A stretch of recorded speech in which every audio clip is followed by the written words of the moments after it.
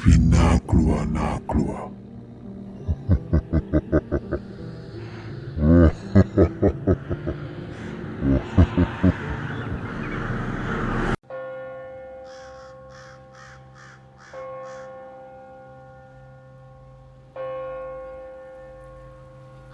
I was spending a Saturday night at an uncle's place.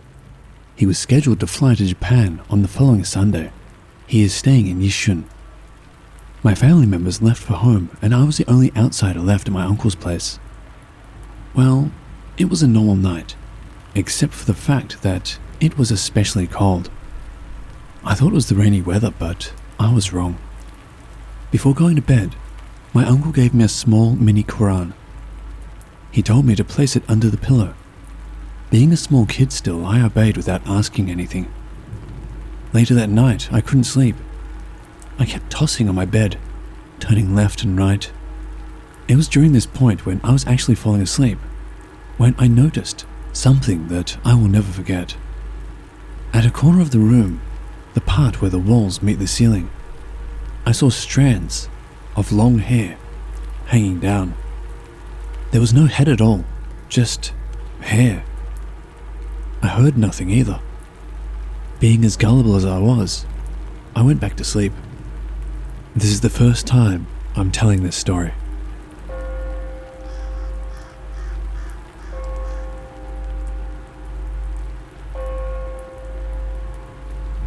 I was around 12 years old when I first heard this story. Whether it was true or not, I guess that's up to you folks. My uncle, upon buying a house in an old area at Boon Lay, he lived there with his family. He lived in the uppermost story. Late one night, while watching TV, his wife heard flapping sound from outside their kitchen. My uncle's theory was that the flapping sound could be from the birds, ones that have built their nests on the roof. Remember, they lived in the uppermost story. But then again, the flapping sound, it seems too loud and too strong to be a bird. To prove his theory right, my uncle went to the kitchen, and brave that he is, he rushed back to the living room. He told his wife that what he saw was a black figure trying to get into the house through the kitchen window, and the black figure had wings. After calling a Malay medicine man to clear the house, all seemed fine. However, weeks later, my uncle had to work until late in the night, leaving my auntie to sleep alone. One night, my auntie felt something tapping her head. Thinking that it was my uncle, she carried on sleeping. Later that morning, she was puzzled by the fact that my uncle was not yet home. Who could have been the one tapping her head? She clarifies things with my uncle when he gets back, and they manage to reason that maybe my auntie was just dreaming. However, the next night, the same thing happened. Someone tapping on her head. This time, instead of continuing her sleep, she opens her eyes. To her horror, it was the black figure, flying around above her. She fainted, right then and there. Again, a medicine man was called upon, and the house was cleared of evil. The medicine man then informed my uncle that the black figure was actually a guardian spirit, one which was attached to the previous owner of the house. The black figure was angry, as the previous owner had moved on without bringing him along, and now he is hungry. God knows what the previous owner had been feeding him.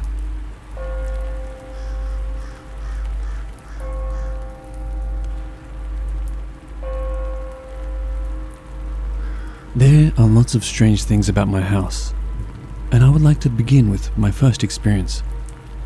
I live on the top floor of a 4-story HDB flat in Tampines. The strange thing is, every night, I would hear furniture being moved above the ceiling, and mind you that I'm living at the top floor. Sometimes, the sounds of marbles bouncing across the ceiling would be heard, followed by the sound of a bowling ball rolling across the ceiling. Another strange thing is that the flat next door is empty, and it has been like this for years. Whenever I'm in the room studying, I could hear some thumpings on the wall. Even my brother, who was with me, heard the thumping sound. I used to think someone was trying to test my patience, so I would usually knock back on the wall, and strange enough, the person replied by knocking back. There was this one time when I got frustrated and took a hammer and started hitting the wall wildly, and suddenly there was a moment of silence. Then there was a really loud thud, which sounded as if the person was really angry. There was this one time when my parents were sleeping in the master bedroom when they heard this loud thud under the bed, and even I could hear it from the next room. At first, they thought it was the lizards, but no lizard could cause a thud like that. Recently, we could smell a weird but sweet fragrance across the house, and it usually happens at night. So one day, I decided to wait for the smell to float across the house again, and when I could smell it, I took note of the time. Now, every time at 9 p.m. sharp, the whole house is filled with that fragrance, and it's damn weird. I have no idea where it's coming from.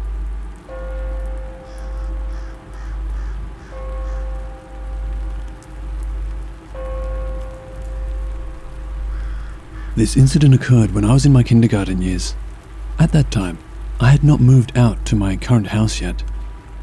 I lived in a 3-room flat at the time, and we only had 2 bedrooms, including a master bedroom.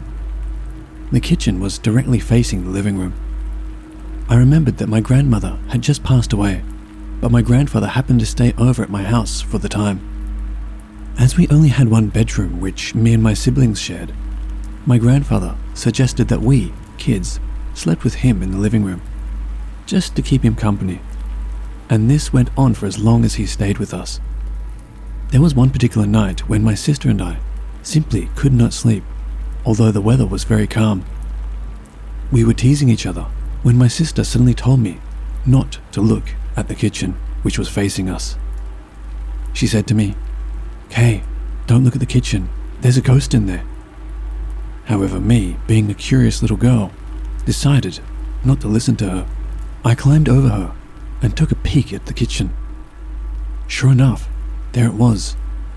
With no lights on, the thing appeared as a frail and thin-looking old lady, sweeping away in the kitchen late at night. She was very dark and wearing a headscarf. It appeared to me like an old Indian lady, and she just concentrated on what she was doing. Why on earth was an old lady sweeping away in my kitchen at night with no lights on? I got scared and quickly went to sleep. The next morning, I told the incident to my mother, and she was actually terrified, and quickly told my father to say some prayers over me for fear that I'll get possessed by that thing. Up until this day, I still cannot figure out what or who that thing was. Was it my late grandmother?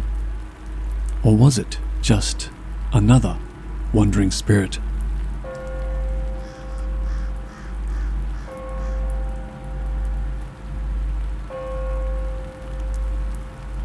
This is based on a true story that happened when I was living in my old apartment in Jurong. My apartment was on the 4th floor and directly facing an eerie-looking tree. When my family first shifted in, everything was okay, and we loved the place as it was a peaceful neighborhood. Then, it started. My sister was the first one to be affected by it. One night, while sleeping, she said that she felt someone waking her up. She told me that by instinct, she went straight to the window. To her horror, she found a figure without a head was sitting on the swing at the playground. Her room, it faces the playground, and our hall faces the spooky tree. She just froze, when suddenly, the thing stopped swinging, as if it realizes my sister was watching it, She then quickly snaps out of it and goes to my mother's room to sleep. The second incident, it happened to her one day when she was watching television. She said she saw a white shadow dashing past from my mum's room to my room. As I'm not a believer of the supernatural, I just brushed it aside. My mother, too, experienced a similar encounter. She felt that someone came and held her down. She claimed that she saw a black shadow, but was too blurry for her to figure out what it was. She prayed hard, and soon after, it was gone. The final incident was when my sister got hit on the back by something. She was studying late into the night when she felt something slap her hard. She started to get sick after so much that my mother got scared at the house. Soon after that, my father decided to move out from that place, and we shifted out of there. After a few months, I met my neighbor one day in downtown, and he told me something scary about the house. It seems that there were 3 families there before us, and they all shifted out in less than 2 months. And the second family did all the renovations, but never shifted in. We were the longest ones to stay there, staying almost 2 years. I asked him why he had not told us, and he claimed that since we Indians were generally pious, he had a strong feeling that whatever lurked in that house must have gotten away. But I guess he felt it was not the case after I revealed to him our encounters.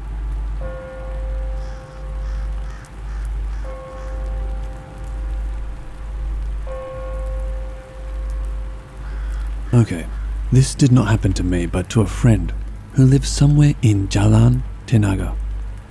She was telling me about how she thought she saw her mother in the dark at home. It happened a few years ago. My friend, N, lives in a corner house. Should be a 5-room flat. Anyhow, the study room in her house has been converted into a TV or leisure room, since that is where all the hi-fi and stereo systems are. The room has no door. It's sort of bare. Anyone outside can see anyone inside and vice versa. On one particular night, N was in the TV room, listening to some music. Only the room was lighted and the rest of the house, e.g. the living room, kitchen, etc., were dark because the rest of the family were asleep. Well, she was listening to music when she suddenly realized that her mother was standing near the sofa in the living room, which was across from the TV room. The sofa was directly outside her mother's room, so N thought her mother just woke up from sleep to go to the kitchen. N called out for her mum. "Mum, if you go into the kitchen, can you please get me a glass of water?" Somehow, her mum didn't reply, and N wondered why. She was thinking, that's her mum right there in the red t-shirt, because her mum was wearing red on that day. But something struck N as weird. She couldn't see her mum's face properly in the dark, because 1, the only light that was there was from the TV room, and 2, somehow, her mum was also wearing a black tudung. And why the heck would her mum be wearing a black tudung in the middle of the night? N then realized that it wasn't her mum standing there, but something else. And then it started walking towards her. N just uttered some verses from the Quran and closed her eyes. When she opened them, it wasn't there anymore, thank God. N attributed the incident to an earlier incident a couple of days before. She was walking on the path leading to her block, having returned from NCC, when she passed a couple of mango trees. She then heard someone calling her name, so she turned around, but there was no one there. N concluded that perhaps whatever had called her had probably followed her home.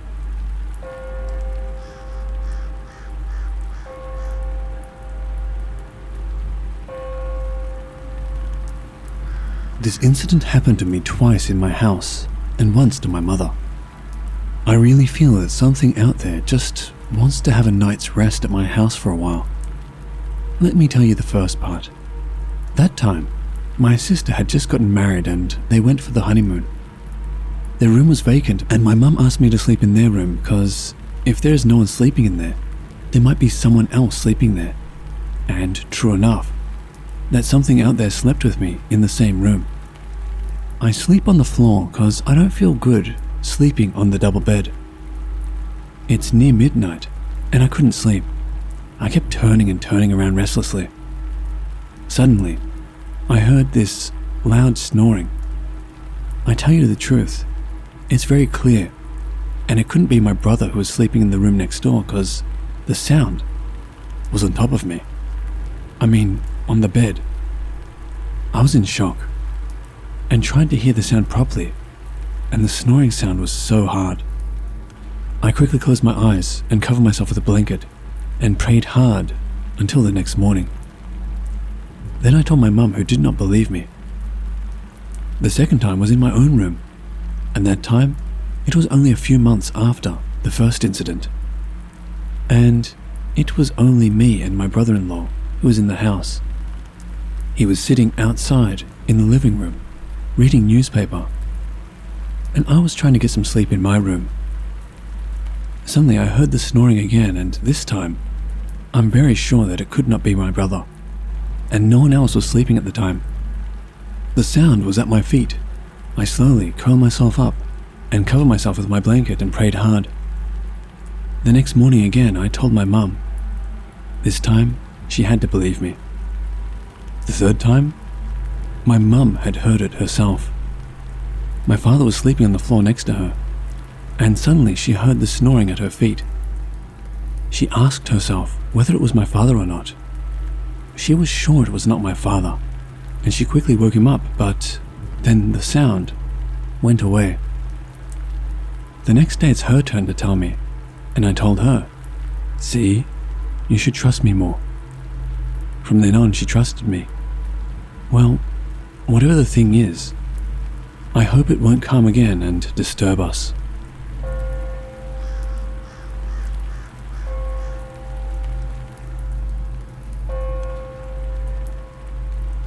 I was awake one night, thinking about the day's events. My bed had been positioned to face the window, and one side was placed against the wall. I stared hard at that wall, frustrated that I could not sleep. The next minute, I felt something scratch my right foot. A beetle, I thought, and I continued staring at that wall. I felt another scratch, this time on my left foot. All of a sudden, I felt someone take a step onto my bed. I felt the mattress depress under the weight of it.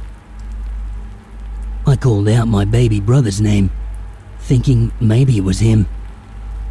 It then hit me that no one had entered the room in the first place. I should know, because the door was right behind me. I don't know why, but I closed my eyes tightly.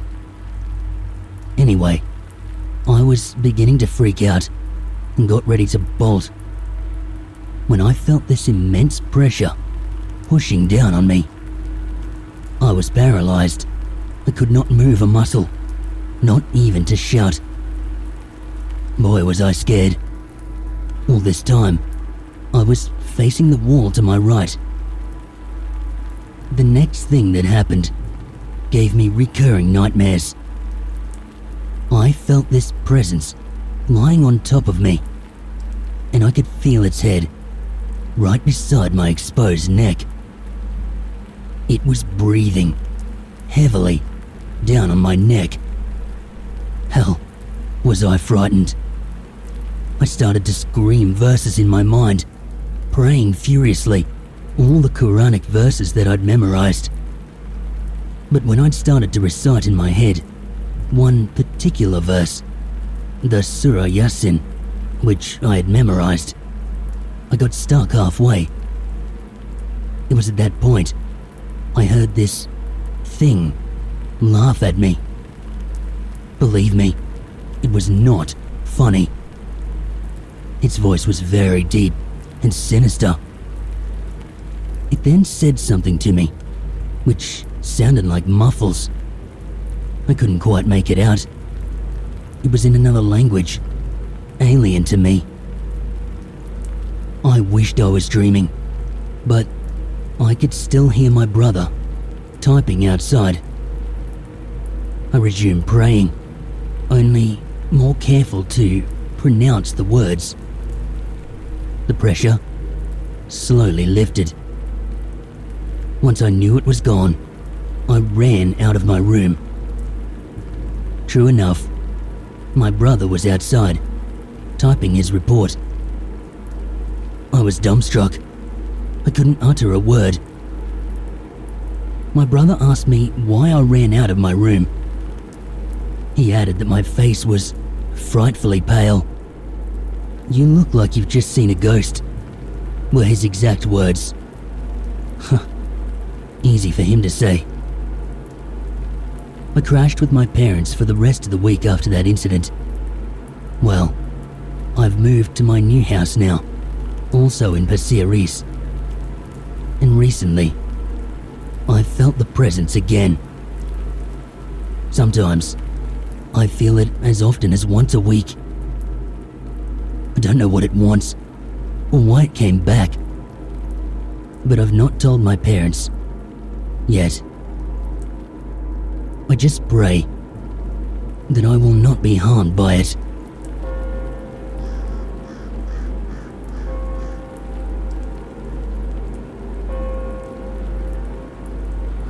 The story I'm going to tell you is true. It happened at my previous house at Thailand. I shall not expose which floor I actually live so as not to frighten the existing occupant, just in case they hear this story. This incident happened many years ago. When my parents got married, they bought this unit, and a year later, they had me. At first, no eerie incidents happened, but the moment I was born, all the nightmares began. You see, my parents were young at the time, 25 years old, and still working. So most of the time, they're not at home. Sometimes they sleep at my grandparents' house.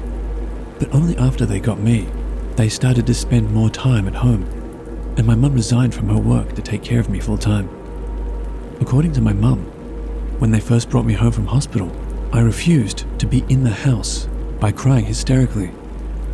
But my parents ignored the signs and brought me in without having a second thought. And on that night itself, something happened.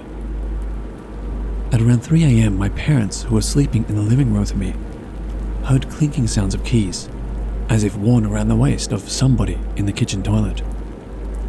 The sound grew louder, and water was gushing out from the tap in the toilet as if someone was doing their business there. Then the toilet door was heard to swing open, and footsteps walking towards the living room. My mum and dad were terrified but kept cool and recited all the prayers they knew. My mum managed to keep her eyes slightly open because she was curious to see who it was. To her shock, there, standing at the kitchen door, was this tall, shadowy man staring down at her with his bright red eyes. He remained throughout the night and disappeared by dawn. Due to that incident, my mum was down with a fever for many days. Even by then, I was still crying day and night. Even some of the neighbors popped in to ask what happened to me. I guess my cries have caused some inconveniences in their sleep. My mum told them she did not know why I kept crying. Then came to the revelation of the strange happenings in the house. According to one of the neighbors, a Chinese family resided here, and the grandfather committed suicide by hanging himself in the room, which is my room. They moved out of that unit because one of the grandchildren actually saw their grandfather walking through the kitchen wall. That explains why, during my primary school days, I always wonder why there is a kind of nudge, a metal hook, on the ceiling in my room. Come to think about it, maybe that is the place where he hanged himself. Well, this is not all. Wait till you hear what my dad encountered. One night, my mum and dad quarreled over some small matter. My mum got angry, picked me up and went to her parents' house, leaving my dad home alone. Everything was okay, up until it was about 12 midnight. My dad was sleeping in my room and he heard someone in the kitchen washing dishes. He thought it was my mum, but then he recalled, no, it was not his wife, because his wife had left earlier on. Who is this in the kitchen? His heart beat faster. He tried to console himself that it was his imagination, but no. He heard footsteps coming towards the room. Guess what he saw? A lady who looked exactly like my mum. He trembled, closed his eyes and began to recite prayers. At that moment, he could feel the cold, smooth hand touching his own and caressing him. Then, he felt her lying down beside him. Yeah, I know it's hard to believe. Fancy having a ghost sleeping beside you. That must be a mischievous ghost. But that's the truth. My dad tried to reach for the Surah Yasin that is placed above the bed head, but it seemed that his hands got more numb and heavier every time he tried to stretch it further. Must be that ghost was trying to prevent him from doing so. So do you know what happened next? The ghost hugged my poor dad throughout the whole night and left by dawn. At the moment she left, my dad quickly rode on his bike to find my mum at his in-laws' house and told her the whole story. My mum laughed at him and even joked. Why didn't he make love to that ghost? But my dad was too shocked, so much so that he stayed dumb the whole day. Okay, so that was my dad's encounters. Now, here is my own encounter. There were always these 3 things that disturbed me throughout my 20 years living in that room. They practically happened every night without fail. 1. My bed will suddenly shake in the middle of the night. If I ever got brave enough to peep around, no one was ever around to shake the bed. 2. Oftentimes, both my legs would be cramped in the middle of the night. After reciting some prayers and rubbing the legs, the cramps soothed away. 3.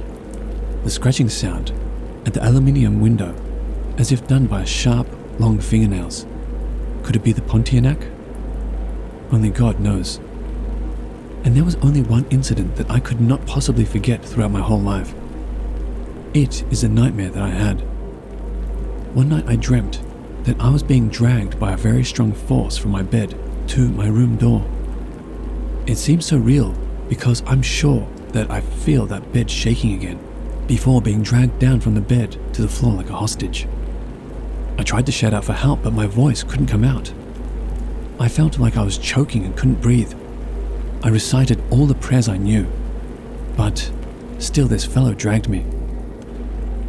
I was in a state of giving up, but I tried again, this time by shouting, Allah, the greatest, the almighty 3 times.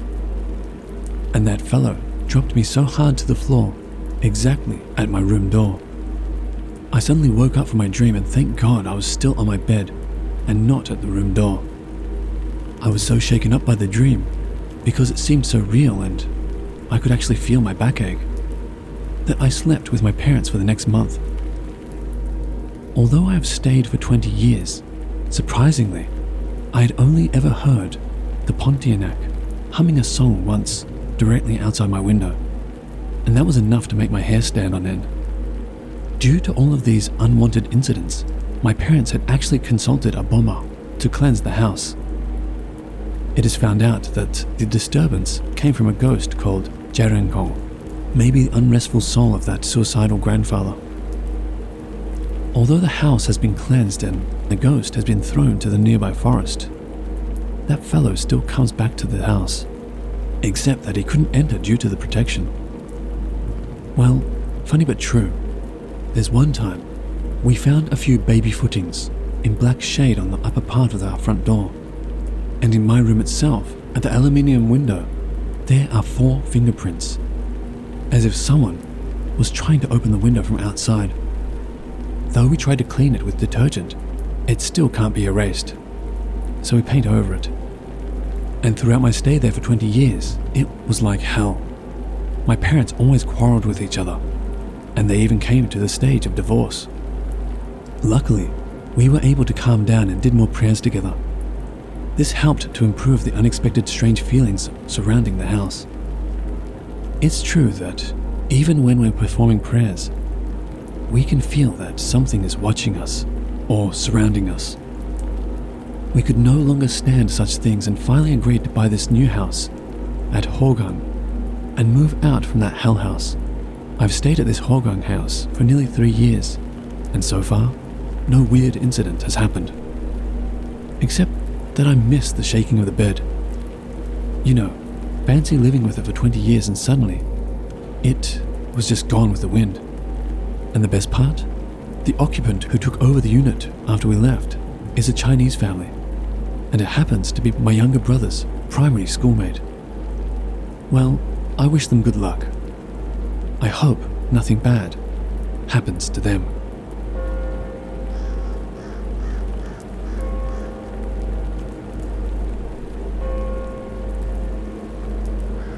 I come from the Philippines, and my province has an area called the Brookside Valley Border. I don't know what some other guys call this little hill, but valley viewers call it Bulukna Tanke Kasi Diba. On top of this hill is this old, rusty, torn-up water tank with a lot of graffiti on it. On that hill is also a mango grove. They already built a concrete wall between the valley view and the Brookside. It sucks. I remember how my friends and I just come and go as we pleased back in the good old days. But anyways, here's what happened. When we were younger, we used to play with this boy who was a non-homeowner, or squatter. But as we grew older, we drifted apart and he went on to hang out with his junkie friends. Well, about 5 years ago, tragedy struck. We found out that this boy's body was found in Burok Natanke. And from what I heard, this boy suffered a great deal before he died. This boy was tortured to death. His ears and tongue were cut off. One of his eyes was hanging off of the socket. His murderers drilled holes in his inner thighs. Rumor has it that a fellow valley viewer did all this because he suspected him of stealing one of his goats. But it was so tragic, I felt bad for his family. My brother said that him and his friends were passing through BNT before they heard about E's body being found, and his friends saw the blood-stained ground. Him and his friends then thought that it was the blood of some unfortunate dog. Little did they know that it was a spot where their childhood friend was murdered. Well, fast forward to 2000. I went back home last year to find a walled-up BNT, and with a new name, OL, overlooking. It has a pretty nice view. You have the Antipolo Hills to the east and the smog-ridden glittering lights of Manila to the west. One evening, my sister and her friends were hanging out at OL. All of them are from Valley View, except her friend Ral. He's from Antipolo. Well, according to my sister, Ral was so quiet most of the time they were up there. When they left, she asked him what's going on. Ral said that he was a bit of a psychic, and he said that while they were at OL, he kept seeing a guy in his teens staring at them from the tall grasses below them. He knows that this guy is not with the living anymore. He said, "Kawawa naman siya. Talagang nahirapan bago namatay. Poor him. He really struggled before he died." When my sister went home that evening, she told me about it, totally forgetting about the tragic incident that happened in that place years ago. So I said to her, "Diba dun pinatay si E? Is that where E was killed?" She got so scared when I reminded her about it. Ral never knew E. No one ever told Ral about him being murdered, his body being dumped over there. How sad, huh? E's earthbound spirit still restlessly roams the place. Sumalangi nawa ang iyong kaluluwa, E. May your soul go to heaven, E.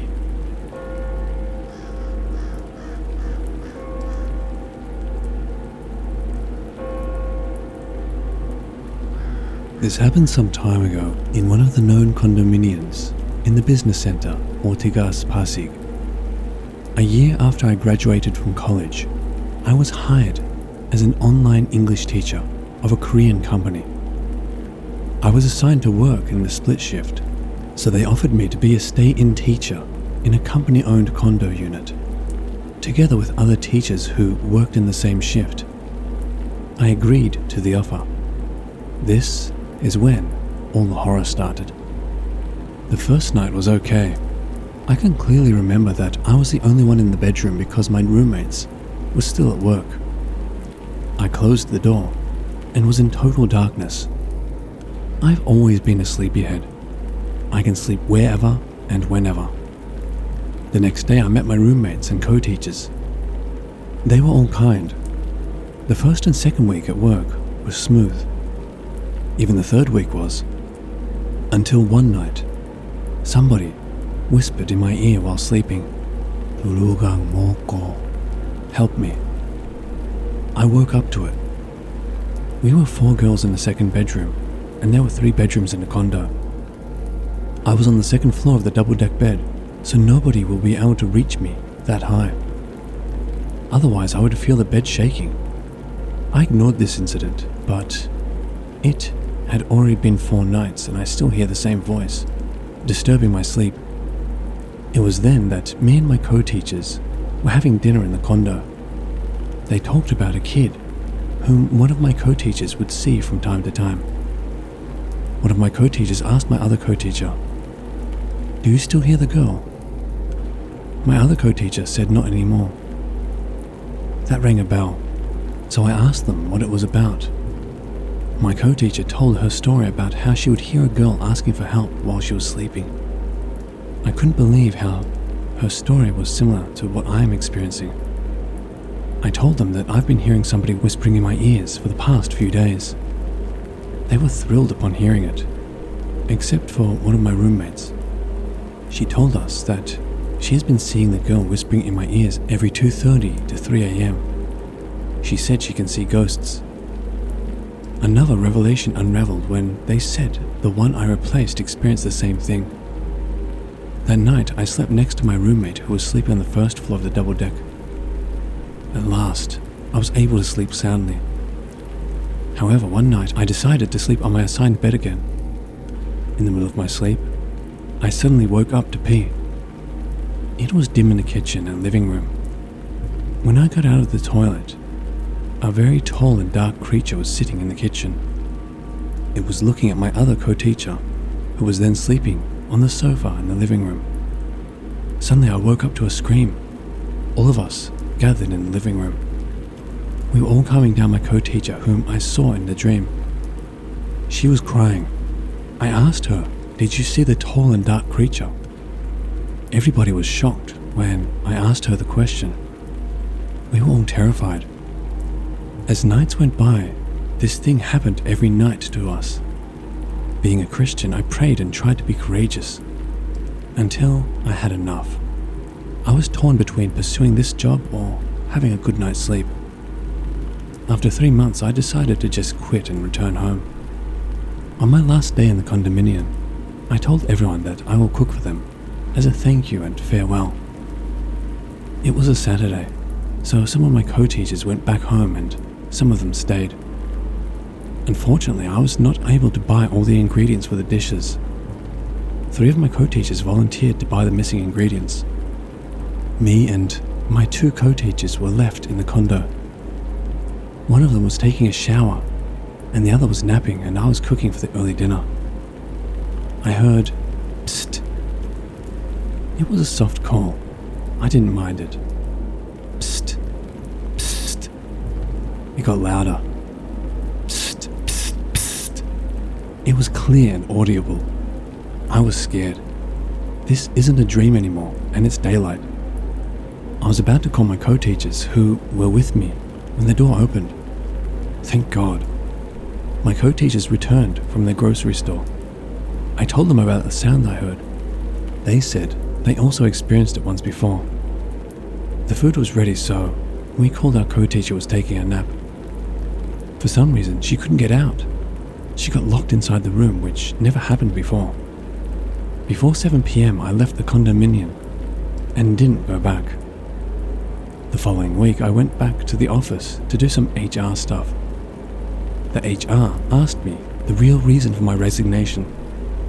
I told her everything. She said she could understand because it happened to her before, when she was still a teacher too. She advised me to never go back to the condominium as the entities might follow me. Up to now, I still do not know why these things happened to me and my co-teachers, who these entities were and how the events connected to each other. I don't want to find out anymore. After a year, I landed a job in Japan. My friends teased me about how this country is more haunted than my country. However, in my almost 4 years of living here, I've never experienced any horrifying occurrences, or at least, not yet.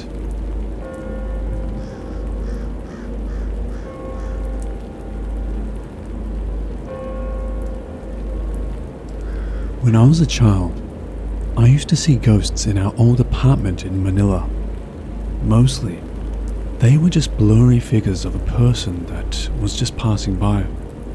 One night, while I was late night watching TV, I saw a man standing on our stairs.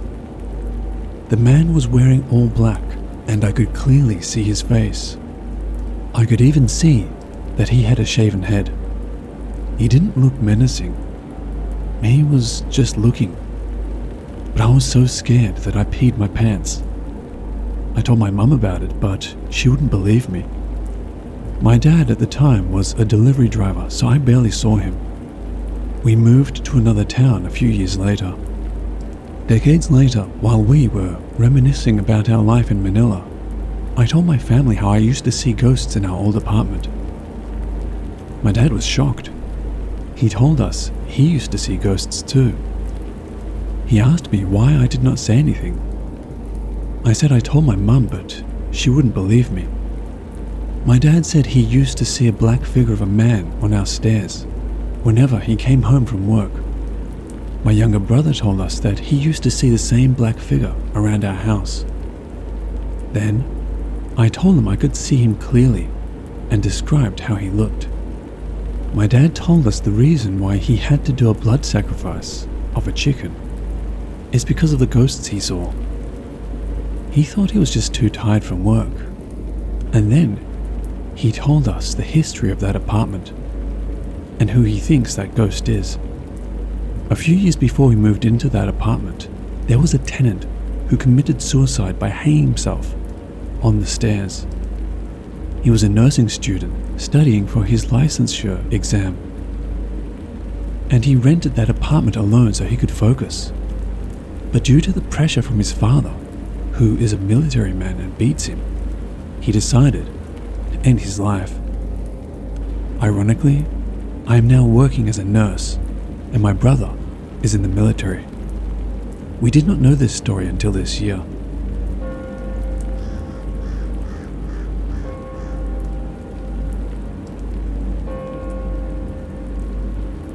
An aswang is a monster in Filipino mythology that preys on pregnant women.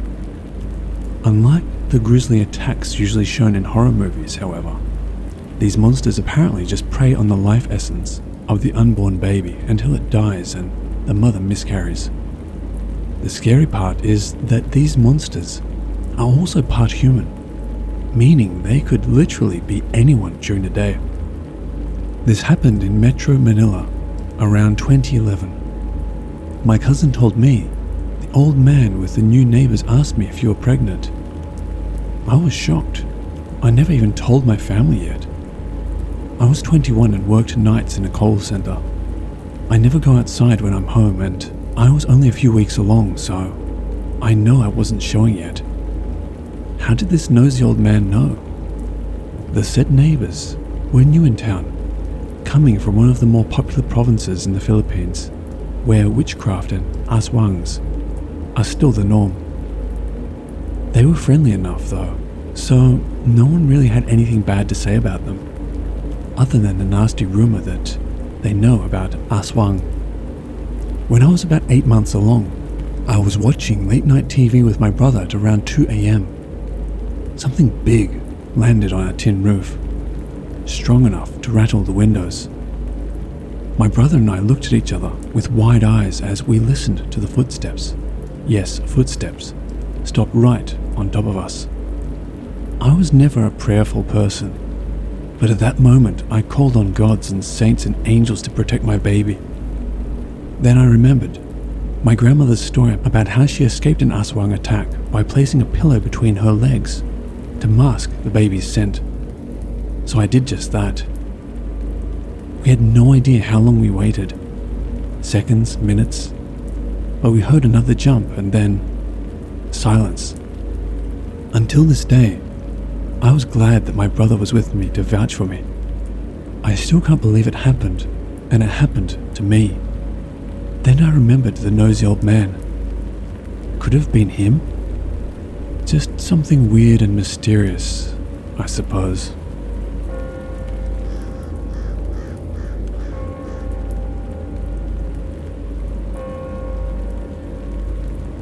I was a skeptic and don't have many experiences with the paranormal, but with the very few I've had, this one probably had the most impact. Back in college, I used to volunteer for a college group that organized regular recollection retreat weekends for college students. I live in the Philippines, which is primarily a Catholic country, so this was a normal thing.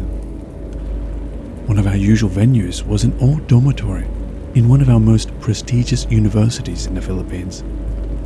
It's popular not only for the education they offer, but also due to their rich history. They've been around since the 1860s and have also played a part during World War II. The dormitory we used was quite small, just enough to make it easy for everyone to move around during the activities. It was a 2-story rectangular-shaped building. The first floor had the dining area and the kitchen. Most of the major activities were held on the second floor since it had both the conference room and the small chapel. These rooms were on opposite sides of a long hallway, while the bedrooms and comfort rooms were spread across the hall. There was one activity that was performed during the late hours of the night. All the lights were turned off, and the whole venue was only lit up with candles. The activity involved multiple stations for each participant to go around to. The final station of the activity would be the small chapel on the second floor. Each participant was to be accompanied by one volunteer so they can assist them in moving around the dark. But only participants were allowed inside the stations, while the volunteers would wait outside. It was already way past midnight, and we were on the last rounds of the activity. Most participants had already reached the final station. Also, almost all the volunteers were waiting in one place. We were sitting there quietly and checked which of the volunteers and their participants had not yet still reached the final station. We counted that there was still around 2 or 3 to go, so we waited patiently. After a few minutes, our silence was broken by the sound of crying and running footsteps from the other end of the hall. It was running towards our direction. We felt more worried than scared because this was a familiar voice. We figured it was one of our volunteers. Eventually, she emerged from the dark. She was covering her face tightly and was trying hard not to let out her sobs.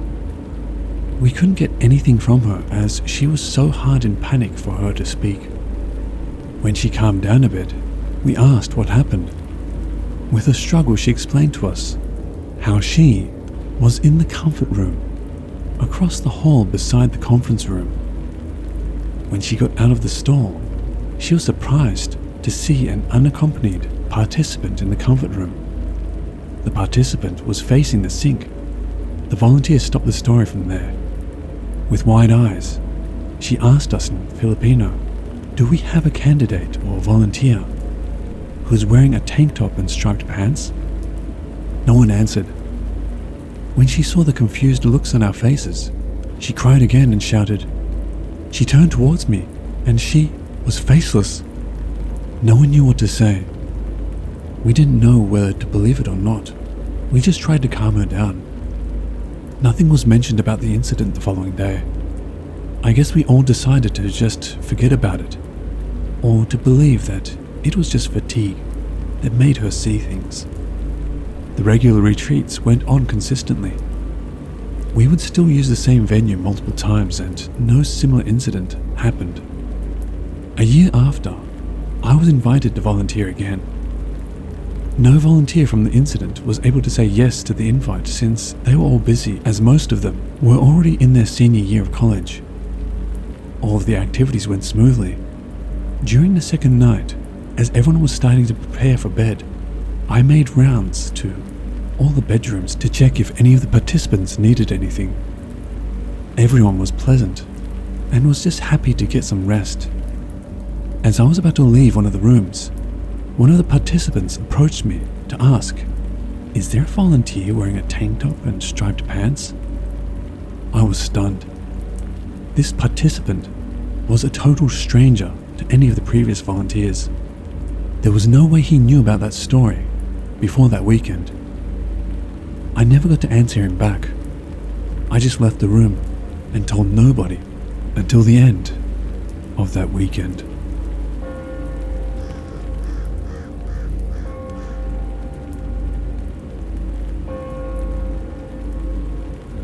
When I was still in the Philippines, my parents would take me and my other siblings to their home province in what you would call the countryside. We always loved going there, since it really marked the beginning of summer vacation, away from the city, away from school, and most of all my other cousins. And our clan is so huge that these vacations really turn into family reunions. We, I guess you could say, have a house there, our ancestral home, where my great-grandparents and their parents, and maybe their parents as well, have called home. But the happy togetherness feeling is not what my story is about. And here is where things start to turn, let's just say, weird. On that year, sometime in the mid-90s, not all of my cousins were vacationing, so it was just a few of us. On top of that, it was a wet season, rainy to stormy, most of the time. We were inside the house, unable to play outside due to the heavy rains. And if you were a Filipino kid who grew up in the 90s, you know very well about the blackouts or brownouts, electrical failures that happen during stormy weather. So as we all expected, a brownout occurred. We children then hurried to light the candles and oil lamps to illuminate the sudden embrace of darkness. This would always turn into a very good opportunity to start sharing ghost stories. Now, I have always been a scaredy young girl, flinching at the slightest squeak or any small sound from a dark corner that I could not readily give an explanation to. My cousins enjoyed scaring the wits out of me when there were brownouts back then, and their stories are so ghastly that the images they conjured in my head were just too real. Well, on this particular night, I asked that they do not make their stories so horribly scary, to the point that I could not go to the washroom without somebody accompanying me. They would chuckle, but agreed. Then we decided to start our storytelling session. My eldest cousin was the master storyteller. He really knew how to build the right atmosphere that can really make all of us scream and run for our parents. He has this uncanny ability that he waits for the perfect opportunity and setting, sometimes not saying a word till it is dead quiet, harnessing the sounds of crickets, dogs barking from afar, trees whistling in the dark of the night, that sometimes I wonder if it was all coincidence or he really controlled these anomalies. As the rain started to lighten, slowly and slowly, until not a single drop were to be heard, my cousin told us to listen as he tells his first story. It was about a young woman who was about to get married, who happened to be a resident of our town, Barrio, back in the days of the Spanish occupation. This woman was thought to be the most beautiful woman in town, that men from neighboring towns and even provinces would come visit her for a chance to woo her and perhaps win her heart. She was also congenial, never turning away a suitor. It was said that she had met with all her suitors during the time, and this only helped spread her identity farther. Until one day, a single man showed up in front of her house. It was a local town farmer of about the same age. He was simple yet humble, hardworking and religious. She immediately took a liking to him, to the dismay of most of her other suitors. One of her suitors happened to be a powerful Spanish plantation owner with direct ties with the church, and another who was a Spanish officer. They conspired to get rid of this simple farmer, and they did. They took the farmer down to a nearby lake and was said to have shot him in the back of the head and then left him floating on the water's surface. Upon learning this, the woman was very heartbroken, so much so that she drowned herself in the same lake, a lake that happens to be not far from where our ancestral home is. To make things worse, before her tragic end, she was said to have vowed to never bring peace to the lives of the descendants of the 2 Spanish gentlemen responsible for killing her beloved farmer. And then, my cousin suddenly mentioned, today happens to be the day she died 300 years ago, and in case you all didn't know, we have Spanish blood in us. And we live close by this lake. Think about it. That quickly sent chills up our spine. Me personally, could not move from where I was seated. But then again I thought, it was just a story. After this story was told, my other cousins decided to get some water to drink. Then from the dark living room, only lighted by one candle, I saw somebody emerge from the left, approaching me. I squinted and recognized it as my mum wearing her sleeping dress, or duster as it is called, and sat not too far from where I'm seated. That is when my other cousin decided she was thirsty too and got up, leaving only me and my mum in the living room. My mum then said she'd like to go outside as it is hot inside the house. Believe it or not, even after a long and heavy cold rain in the Philippines, the 30 degrees Celsius weather still lingers, especially inside people's homes. I then thought that would be a good idea since I, too, felt kind of hot. The terrace was just outside, although the seats are going to be wet, so I knew my mum wouldn't want to sit there. So we just stood out there, enjoying the fresh, cool breeze. Inside, I could hear that all my cousins had come back from the kitchen and they were all calling for me. One of them asked where I was, and I yelled back that I'm outside on the terrace, and they started calling me to come inside. My mum then looked by the lake. After hearing about the story, I asked my mum if the stories were true. I was surprised when she nodded, thinking my mum couldn't possibly believe in such stories. She started walking towards our garden, which is, strangely enough, the direction where the lake is. The flowers were in full bloom, especially with all the rain that we had lately at that time. So much so that I also felt like checking out the beautiful red roses that were fully blossomed. Then my mum glanced her head back, and I caught a glimpse of the side of her face that would be forever etched into my memory. Just blank white for eyes, and her mouth stretched to her earlobes and began to smile.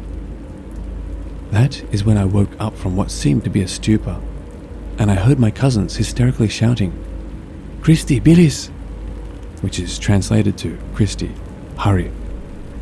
Before I could make sense of it all, I just instinctively started running towards them, and I began to cry when I realized I've walked outside of the confines of our house and was halfway towards the lake.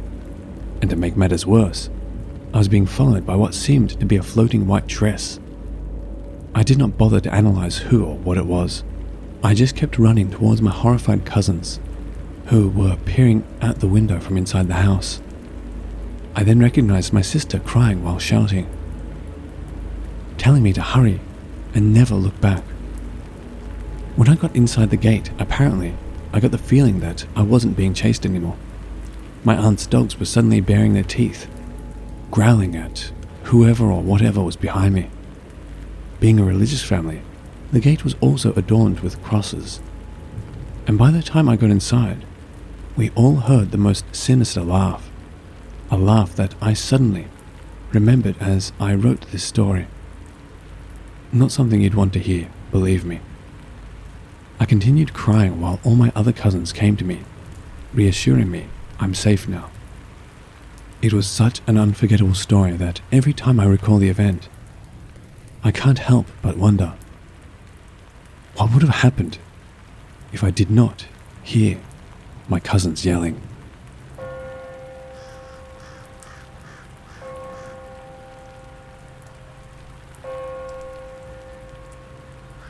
In 2011, around May, I went on a solo trip to Bangkok, Thailand. I checked into a hotel apartment near the river. The apartment looked new and comfortable with a huge bed, clean toilet, microwave oven, fridge, TV and Wi-Fi, and some free goodies. I settled in immediately. For the first 2 nights, nothing strange happened.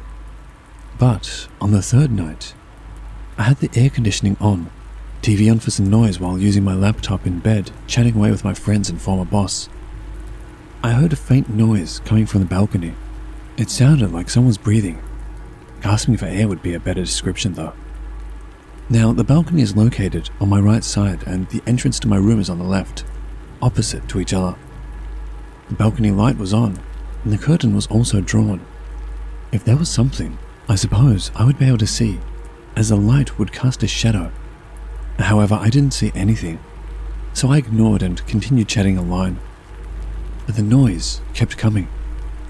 Thinking maybe I was imagining things, I continued to ignore it. But after 10 minutes, the same breathing sound still persisted. So this time I muted the TV, turned off the air conditioning, and listened intently. It was still there, so I thought, okay, time to sleep. I left the balcony lights on and turned off the light in my room and had the blanket over my head. I was a bit freaked out, and because I'm a Christian, I prayed loudly for God's protection and for it to leave me alone. After 10 minutes, the same noise I heard disappeared. Okay, I took a deep breath and thought maybe it was nothing, and tried to sleep. As I was falling asleep, the same breathing sound I heard outside the balcony a while back reappeared again, this time outside the entrance to my apartment. It was going up and down the empty corridor. I could hear it very clearly and loudly. Now, as I explained before, the balcony and entrance are located opposite from each other. So how did it get from the balcony to the other side? This time, it was much louder, and I could hear very clearly someone gasping for air, and the sound traveled up and down the corridor the whole night and echoed. At one point, I was so upset with it, I decided to get up, turn on the lights in my room, and walked right up to the spy hole on the door and peeked outside into the corridor. But it was still there, and I saw nothing. Thing is, on that floor alone, there was only me and another male occupant, and the apartments can only be accessed via a key. So it is indeed impossible for any outsiders to enter unless they have the access key. Knowing something wasn't right, I went back to bed, turned off the lights and tried to sleep. My heart was pounding and I didn't want to make myself seem weak, so I tried not to be scared and pretended nothing happened. However, on the outside, in the corridor, this thing was up all night, breathing loudly and moving up and down the long stretch of corridor till 4 a.m. Yes, I was up the whole night, listening to it, while at the same time waiting for daylight. Exactly 4 a.m, I started to hear chickens. This is when it started to go away. I heard it moving along the corridor and slowly faded away at the other end of the corridor. But the strange thing was, this time, I also heard the tinkle of chains dragging along the floor, as if it was tied up with chains. I didn't check out the next day as I had paid the entire 7 days rental, so I decided to stay. However, for the next few nights, it didn't revisit me at all. I've had some strange experiences and have seen things before, but this was by far the worst.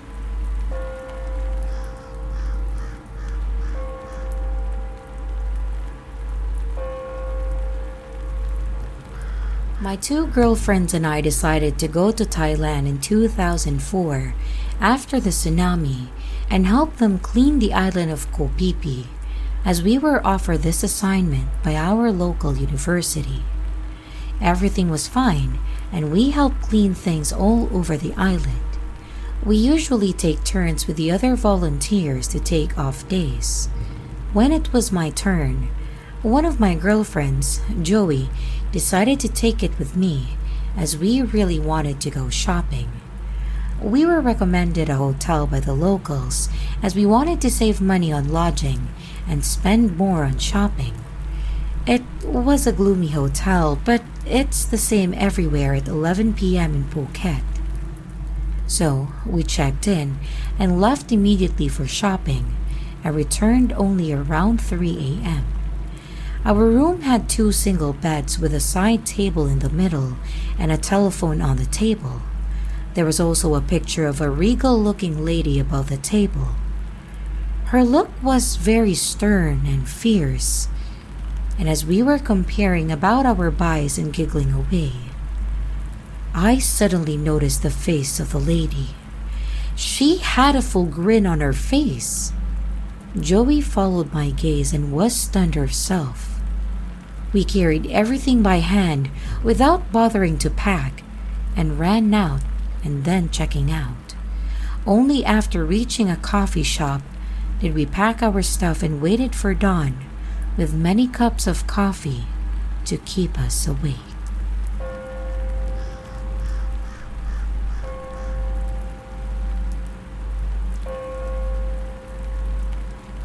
A few years back, my wife and I went for a 3-day, 2-night shopping trip to Bangkok. We stayed at Bangkok Palace, which was located under a highway.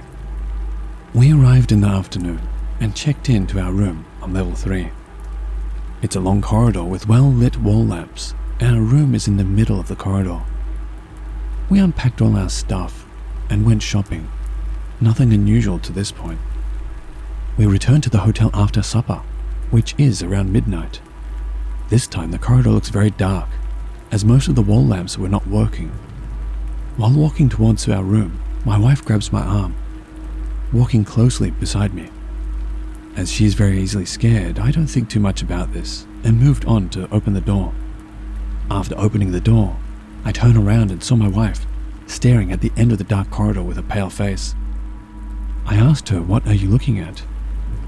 and looked in the same direction she was looking, but I saw nothing, and she said it's nothing. I know something weird is going on, but since she's not telling me, I just keep quiet.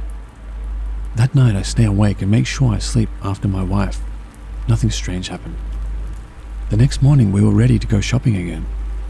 When I was closing the door, my wife suddenly walked to the end of the corridor all by herself. I quickly closed the door and followed behind her. This time the whole corridor's wall lamps are all working fine. After she reached the end of the corridor, she looked at the right, which is a stretch of solid wall around 8 to 10 meters. No door or exit. Her face turned pale again. I asked, "Are you alright?" She said, "I'm fine, let's go shopping." After shopping and supper, we went back to the hotel at about the same time, midnight. When we reached the corridor, it's dark again, with many wall lamps not working. While walking to our room, my wife grabbed my arm again. This time, she grabbed it very tight and was walking right behind me with her head hiding behind my shoulder. I know she definitely saw something at the end of the corridor. I stared hard at the end of the corridor, but there's nothing there. After opening the door, my wife went straight to bed, covering her whole body with a blanket. I'm worried and asked her, "Do you want to change room or something?" She replied, "It's late. Just let me sleep and don't ask me anything until we're back home." After my shower, I lie down beside her and she's already sleeping soundly. I kissed her forehead and found that she had a fever. I put a cold towel on her forehead and stayed awake by her side till she woke up in the morning. She looked very weak and still had a slight fever. Anyway, we pack our stuff and head for the airport. Note, the corridor lights are working fine again. On the way to the airport, amazingly, she starts to look well again and her fever has gone. When we are home and unpacking our stuff, this is when she told me everything. The first night she stared at the end of the corridor because she saw an old lady wearing all white pushing the cleaner trolley towards the end of the corridor. Upon reaching the end, the old lady turned right and moved on. Nothing unusual to my wife, but she feels a little eerie, that's all. Next morning, she went to the end of the corridor to check and found that it was a stretch of wall. The old lady actually turned right into the wall. The second night, while she was walking to our room, she saw the same old lady in white standing at the end of the corridor staring at us. This is when she grabbed my arms and tried to hide behind me. After hearing her story, I told her that in future, if she felt eerie, uncomfortable, or anything not right, just tell me you don't like the room. We can then request to change the room or even change the hotel.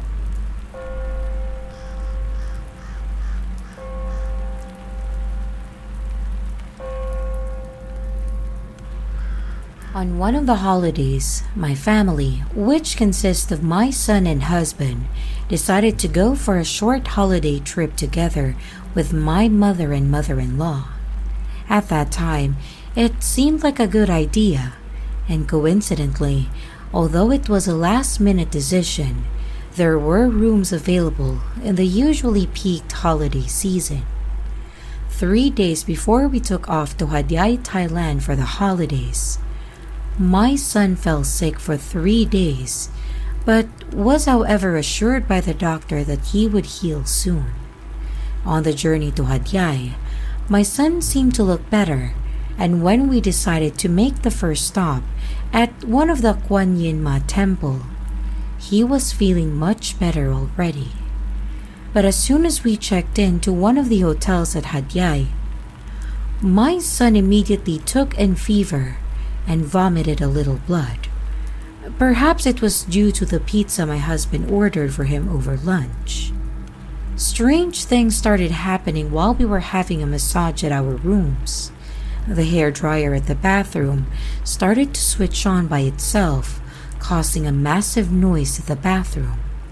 It was only then that I was informed later the next day by my mother-in-law that it was the Chinese Ghost Festival day.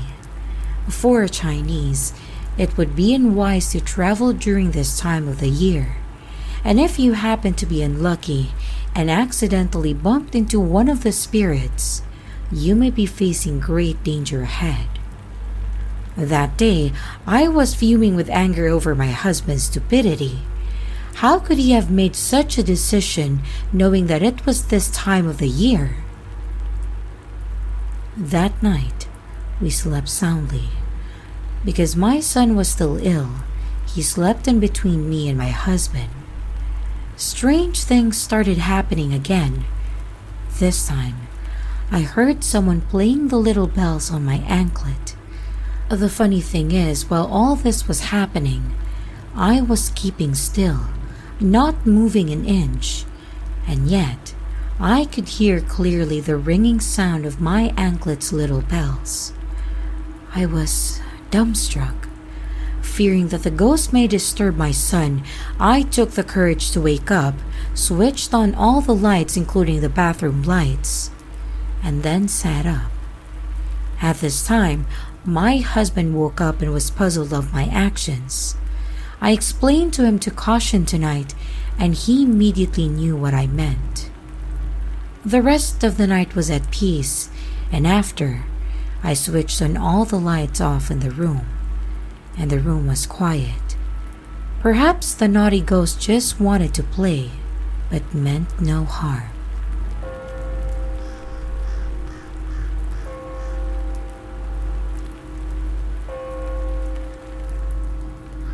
This happened many years ago. I already put this episode behind me and tried my best to forget it.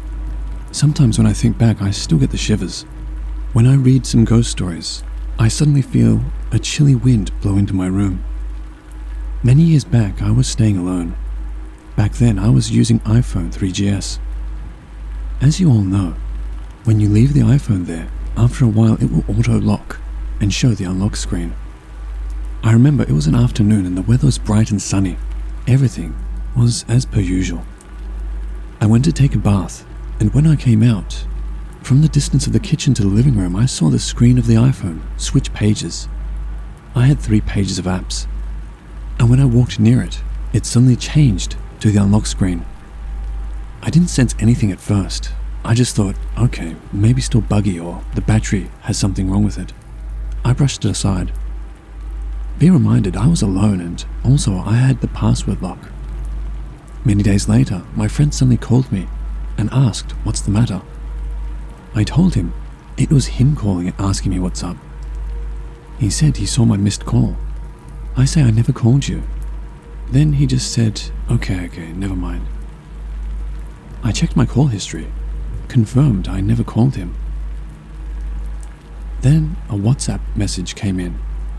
He showed me his call history, and indeed there was a missed call from my number. What the hell, I thought. Is he kidding me? I replied saying maybe there was a problem with my phone. Days went by and finally I went to Singtel to ask about it. and they gave me the what the hell look and thought I was trolling them. The problems started to get worse. Fast forward to a few weeks later. I was messing with some stuff at home because I was on leave, and when I faced a problem with my campus login, I looked for my phone to call the school. I tried to find my phone for 5 minutes, totally couldn't find it. I was in a fairly small apartment, and in the end I called myself to see where the ringing tone came from. When I heard the direction of the ringtone, I froze, and all the hairs on my body stood up. The ringtone came from the storeroom. The problem is, I hadn't entered the storeroom for some time. A few months, and only when I want to go back to Singapore, I go in and take luggage. To make it worse, the storeroom is locked with a numbered lock. I don't know what to do, honestly. The first thing I did was look around the house to see if there were any other people who for some reason may be pranking me. And next, I immediately turned on all the lights in the house. The corridor was dark. I quickly went to the storeroom with my back against the wall, and the phone was on the floor in the middle of the storeroom. So freaky. I was really very scared. Back then I was very religious, and I kept chanting the Om Mani Padme Hum. I quickly took the phone and went downstairs and called my friend. After that, my friend said he would come over because he stayed quite near. When he arrived, he asked if I was okay because I looked very pale. I told him what happened, and he suggested we go to the temple to pray. And since we were close by, we took a cab to a temple, and also we donated money there. The monk asked the temple counter if any Laungfo was in today, as we were here to ask for help, and I was very glad my friend was there, as my Thai wasn't that great. When we met the Laungfo, we paid him respect, and my friend told him what happened. The monk took a deep look at me and said I was being followed by a female spirit, and the spirit is now outside at the temple gate and didn't come in. The spirit didn't know me, but was the previous occupant of the apartment I was in, and died a wrongful death, and wanted me to help her. I don't know if this was true, but the apartment was let to me by a senior in the university who graduated and left to rent an apartment in Sathorn Road, as he found a job there, and it was easier to commute. So, if what he said is true, the spirit might have died a very long time ago. After hearing that, I didn't know if I wanted to cry or laugh. I thought this kind of thing only happened in ghost movies or in Hong Kong.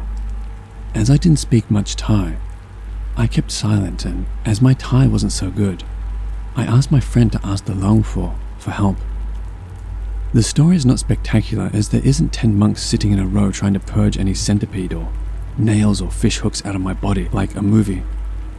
He took the phabat, as Thais call it, the bowl with water and a phra kring inside to bless holy water. He lit a candle and told me to recite after him as he chanted slowly, as I couldn't speak Thai fast. The thing went on for like 10 minutes or so. Then, he asked me to pour some sort of water from a small container into a chalice. He then asked me to use the water from the chalice to water any tree in the compound. After that, he told my friend the girl wants stuff to be done, but my friend didn't ask what. Maybe to burn things? I don't want to know. I just told the Luang Fo, what can I do, as I am here to take a break from work and experience Thai culture? I'm not ready for all these.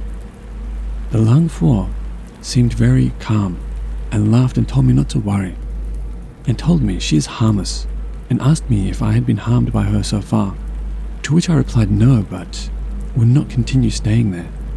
I asked the Luang Fo if there is any way I could get the spirit out, and he said no.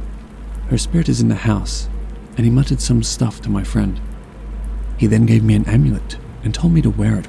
Well, I wore it immediately, and he left.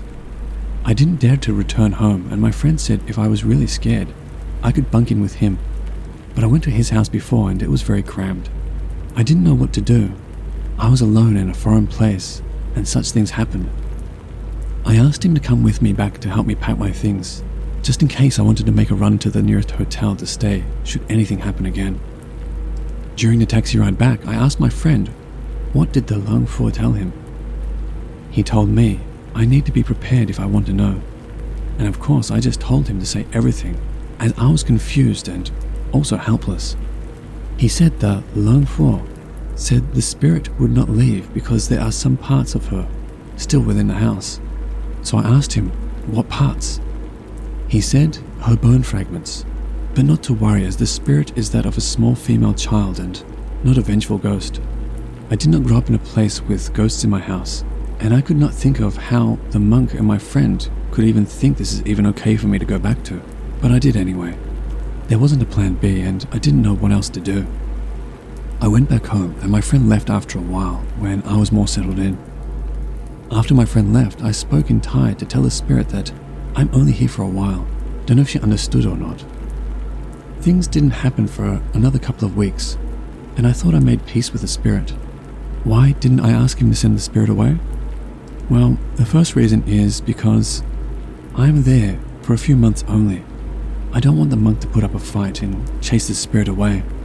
And also, when I go to other places, the spirit may follow me quietly and wait till the monk cannot help me, and then come out again.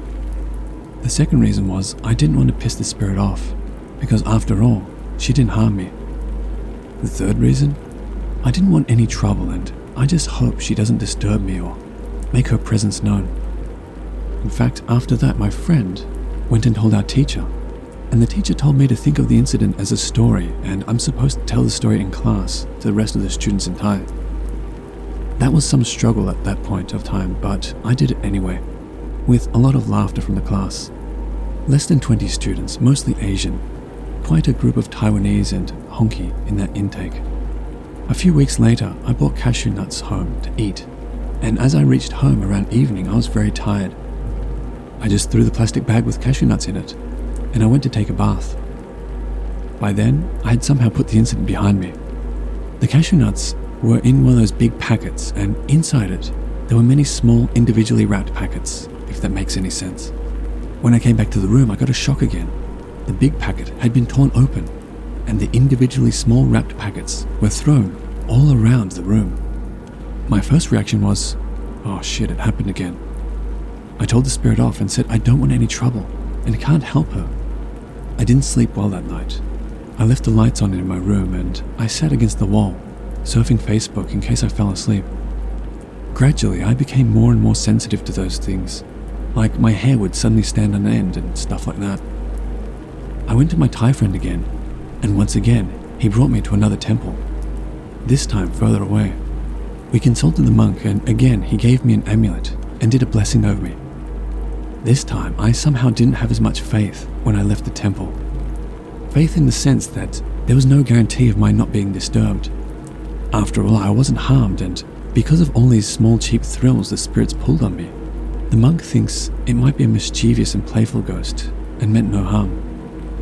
My thinking is, if you have a kid and a ghost wants to play stunts on your kid, is it okay? Obviously not, right? But, well, the monk thinks it's alright. I need to get myself out of this, but I don't know how. Further trips to more temples. I went to some Chinese temples. I even went up north to the Korat region, and no help.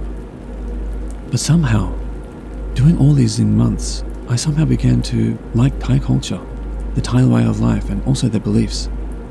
It was when I related my experiences to them, and somehow exchanged their knowledge on how they viewed such things, that I began to accept more what I originally thought was their weird way of thinking. As time passed, I began to pity the spirit. This child might have been here for 50 or 60 years. I don't know. If the occupant was less sensitive to their realm and stayed there for 50 years, she didn't have anyone to talk to or play with for that time. Anyway, one day we were out as a group to sightsee. When I was walking home, there was this pushcart selling chicken sticks, and I thought, why not? I'll just buy one stick for the girl. And another stall beside that was selling mango sticky rice, so I bought that as well. I went home and didn't do any prayers or anything. I just left it there and told her the stuff was for her. That night was peaceful, and ever since then, whenever I was in a good mood or there was a festival, I bought stuff for her also. I generally didn't communicate with her or say anything as long as she didn't disturb me. Looking back at that, I finished my course and went on for one more short course. One day my friend suggested we go back to the temple and ask the Luangpo if the girl was still following me. when the Long Four saw me. He said, "Good man." I asked why. He said the girl looked happier now, and I asked if she was still following me to the gate. To which he replied, "No, she's with us now, behind you." My hair stood up again, and my friend sat up very straight. So I asked the Long Four, "What does the girl want?" And he just smiled and said she doesn't need anything, she's just playful. I didn't ask further why she was there or what happened. I wasn't in the mood to play. I explained to him what I did and he smiled. During the course of these few months, whenever something happened to my phone or other weird stuff, of course I would be scared, but somehow after a brief moment, like watching TV or doing an assignment, I would forget about it. And soon after, I was able to turn the lights off and sleep. Here are a few more examples of what happened around my apartment. Sometimes when I woke up, the toothbrush was already on the sink with toothpaste on it. Another thing that was more common was sometimes when I fell asleep, I would hear kids' footsteps running around the house. But only one kid, I'm sure, because I can tell if it's a bunch of kids or not. Another one, which is quite freaky, is, sometimes when people stand close to you, you can feel that they are there when you close your eyes, like behind you or in front of you. There are so many times when I almost fell asleep, but not asleep yet, and I feel there's a face directly in front of my face looking at me. But never once dared to open my eyes, I just pretended to sleep. There were more occurrences during that time, and I am unable to type them all out. But it was like having an invisible housemate who would appear when you are not in that area of the house or at that time. Ultimately, when I left the place to go to Chiang Mai for some other purpose, I hired a few monks to come and do prayers on the apartment on my last day, before I moved out.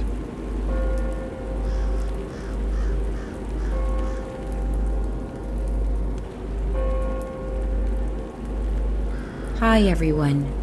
After reading the countless entries on this site, I've finally decided to share my encounters in Bangkok, which occurred back in 2010. My family visited Bangkok during the weekend, just before the September holiday was due to start, and our accommodation was the 10-star Inn. Our rooms were located on the 3rd story with a view of the main street just below. My brother and I shared the same room, which had 2 single beds. Upon entering the room after checking into the hotel at around 10 a.m., we felt a sudden drought sweep across our faces.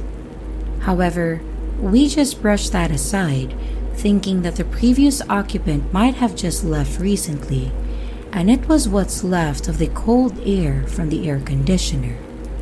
The room was tastefully furnished with the necessary amenities, and as I was about to open the drawer between the beds, I found a small panyant attached to the upper deck of the cabinet.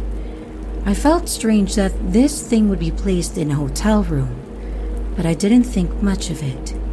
After touring the city and finishing our dinner, we returned to the hotel to rest for the night. And after walking into our room, my brother and I felt extremely chilly, although we had switched off the air conditioner while we were out, but we attributed this to the afternoon downpour. Since both of us were still not yet prepared to sleep as of yet, we watched the local shows and news on the television. It was about 9 p.m., and just then, we heard 2 distinct knocks on the door. Thinking it was our sister or parents, I opened it, only to find nobody there.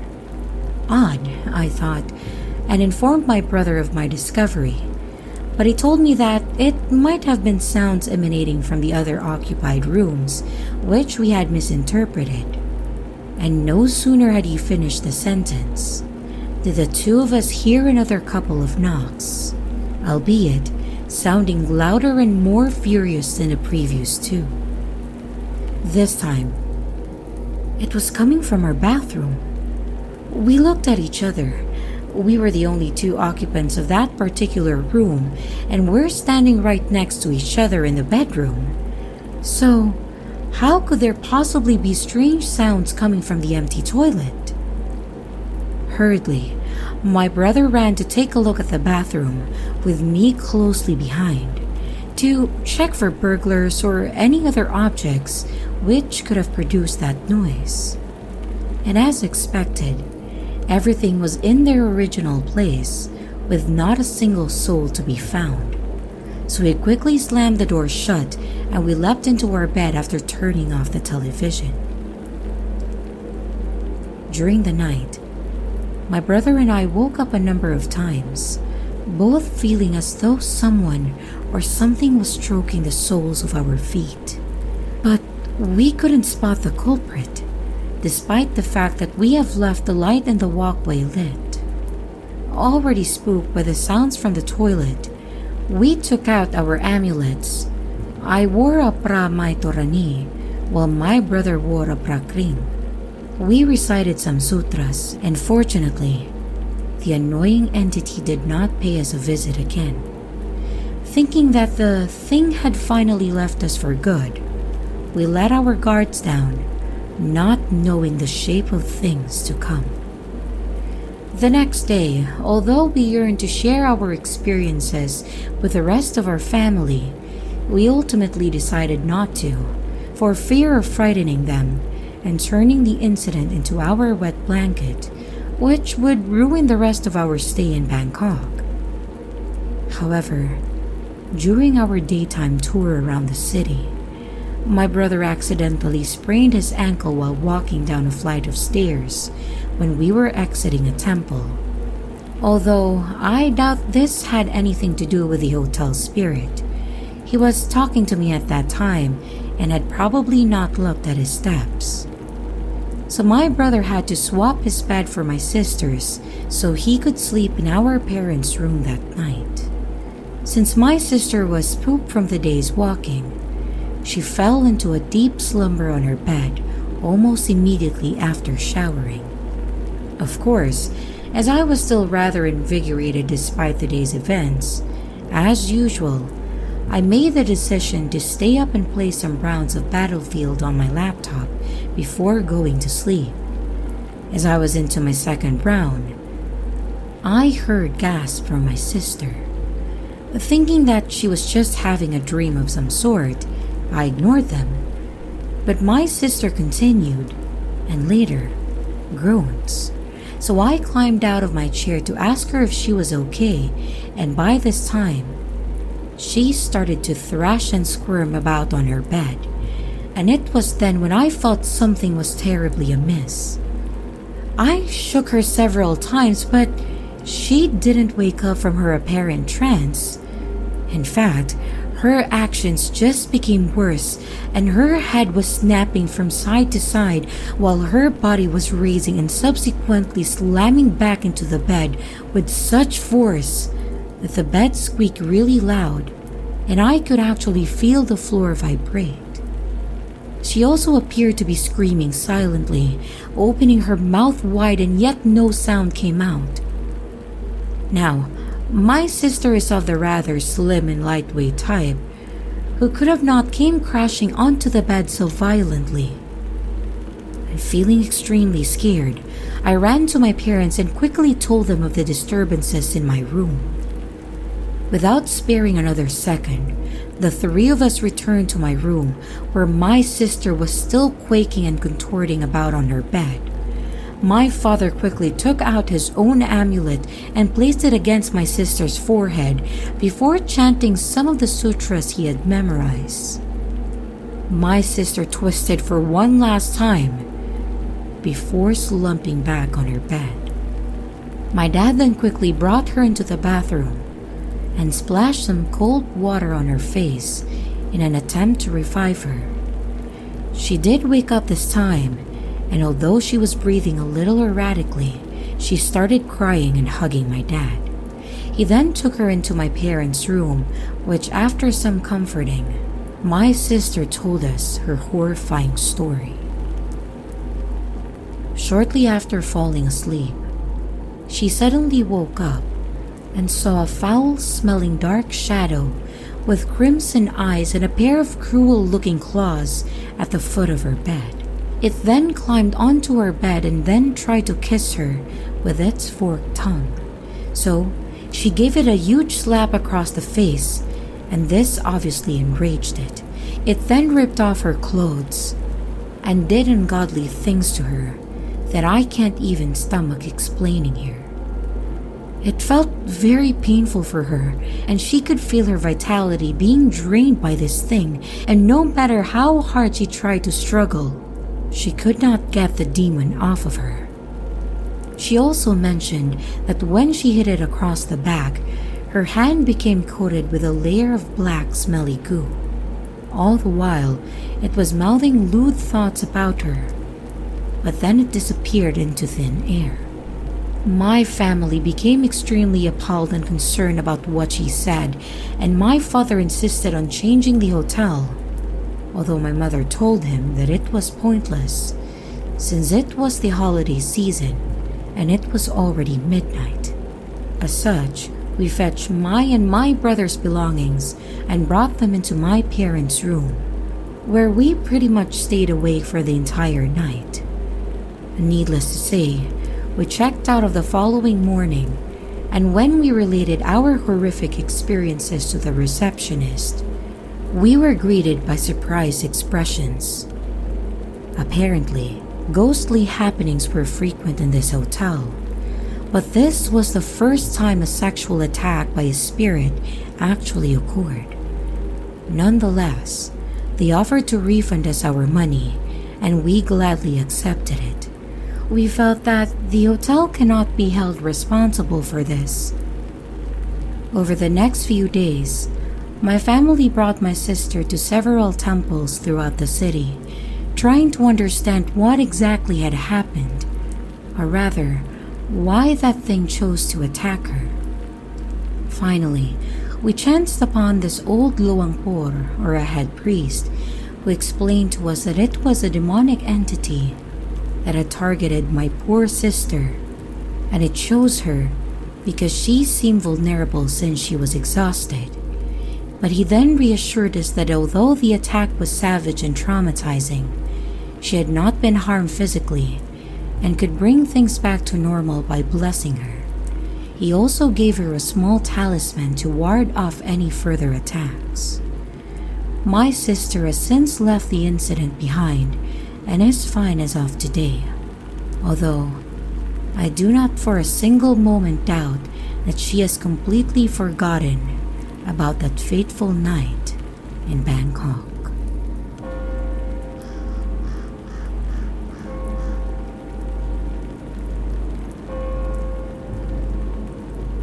A little info. The needlework room is on the 3rd floor of the old block in my secondary school. It's on the same floor as the F&N rooms. Downstairs, floors 1 and 2, are the D&T studios. The empty space outside the D&T studios on the 1st floor is the art workspace. The windows for the needlework room are tinted black. If you want to look inside, you have to bring your face to the window and look inside, even if the lights inside are on. A cleaner's experience. Now, there is this cleaner who decided to retire.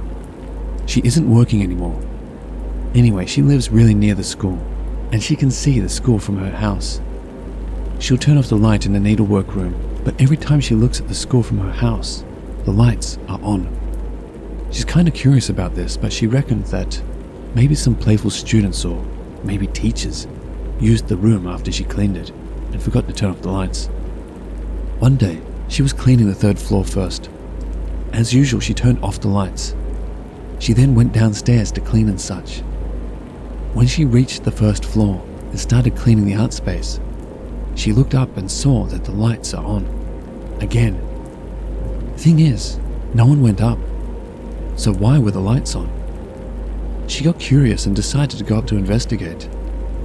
So, she went up to the needlework room again, where the light was still on. So she brought her face to the window to look inside, only to see a pair of eyes staring back at her. She was so freaked out she packed up and went home straight away. She retired some time after that, I think. Friend A's experience. Friend A can see spirits. She's in the art stream, taking art. Once, it was evening when she walked past the needlework room. She looked in and saw a lady with long hair, totally in black, sitting down and sewing. Sounds right? Well, it isn't. Because even though she's sewing, her whole hands are covered with blood. Friend B's experience. Friend B cannot see spirits. Okay, the upper secondary uses the old block. If it's a rainy day or the floor is wet, the upper sec will go to class straight, while the lower sec will go to the hall. As such, you can enter the class as early as you want, provided that the school and the general office are open. So friend B comes to school really early. It was a day where the floor was wet, so she went up to class straight away. She wasn't alone.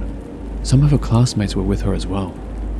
But after entering her class, she got bored and decided to go outside for a bit. She looked out at the third floor where she saw a student running along the path.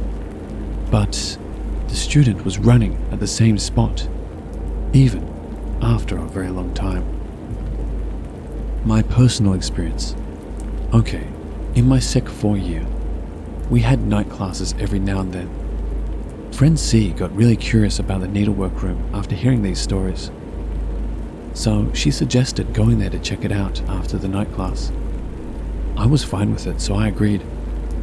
We pulled another 4 to 6 people along with us. After the night class, everyone was really excited about going to check it out. But somehow, I had a bad feeling. I was really reluctant. Because, like friend A, I can also see spirits. Friend C got really impatient because we were debating whether we should go or not, because the gate will be locked after 10 minutes upon dismissal. So friend C ran straight up the stairs. I was worried for her because she was going alone, so I chased after her, and everyone else followed us. Now, the staircases are the rectangle types, where you have to turn after a short flight of stairs. We had our night class at the new block, and the only thing connecting us to the old block was the hall which leads to the D&T studios if you walk straight, which was on the 2nd floor. Remember that the needlework room is on the 3rd floor? Next to the D&T studios is a flight of stairs which leads up to the needlework room straight. Friend C ran up the stairs, and I chased after her. She was much faster than me, and was ahead of me quite a bit. But she was still within sight. As I turned and head for the last flight of stairs, I saw what friend A described. A girl with long hair that's totally black in color. She was standing at the top of the stairs next to the window, staring at me. And she was near friend C. When I looked again, she was gone. The rest of the gang soon caught up. I ran and, again, we were debating if we should continue. I was really freaked out already, and I was really jumpy. All I wanted to do was go away from that place. Friend C can't see spirits, so she didn't notice anything wrong. She wanted to continue running to the needlework room, but I grabbed her arm and told her to just go back, and that I'll explain everything later. She was reluctant at first, but when she saw that I was so freaked out, she agreed to leave. After we left, we went for supper together, the whole group of us. I told them what I saw, and they were all spooked. But I wasn't the only one who noticed something that's unusual. There were only 2 guys in the group who went. The rest were all girls. The pathway was lit by lamps, so there should be this orange glow, right? But what the 2 guys saw was that the path was grey and was really misty. The other girls felt really uneasy and as if something was there. But I was the only one who actually saw. I was so freaked out that night. I didn't dare go home by myself. We all shared a cab home.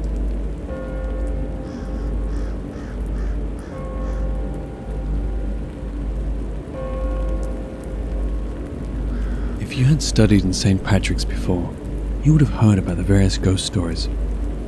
It was built before World War II, and during the war the British had used it as a hospital.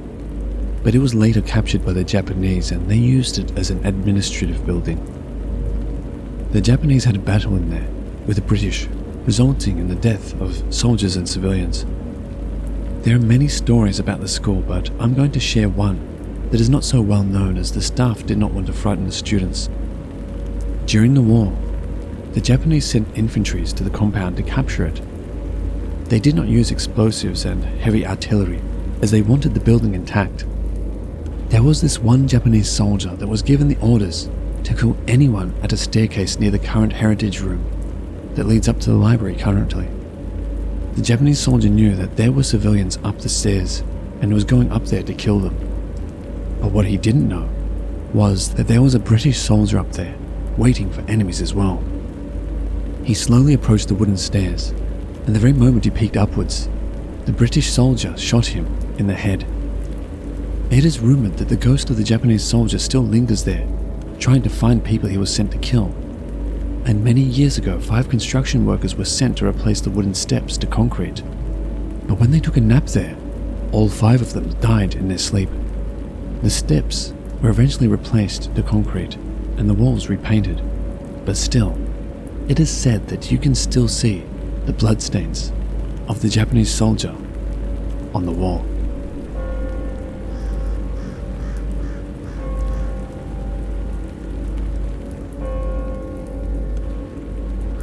This is one of my creepier, yet weirder experiences, and recent too. I still get nightmares over it. It was like 5 in the morning. My dad had an appointment at the hospital, so he dropped me off at school early that day.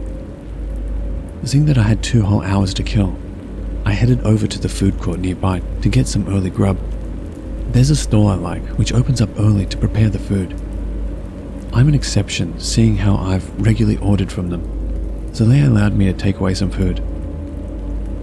Settling for that, I headed back to school. It was then 5:20 a.m. I ate my breakfast as soon as I entered the school. The gate was already open. The security guard looked at me and told me, "Better eat at the canteen. You're upper sec, right? It's best if you don't go upstairs." I was wondering if he was worried that he would get blamed for me leaving the empty food packet around later, but I assured him I'd dispose of it properly. He wanted to warn again, but it fell on my deaf ears. I know I'm stubborn.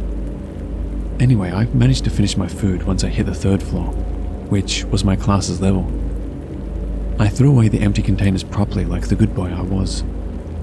Then, since I was early, I checked my phone. 5:36. Still early. Generally, the entire school still wasn't lit, so it was eerily dark and empty. I was used to it though. But then, thoughts started swimming in my head. There was once a murder that happened in our school.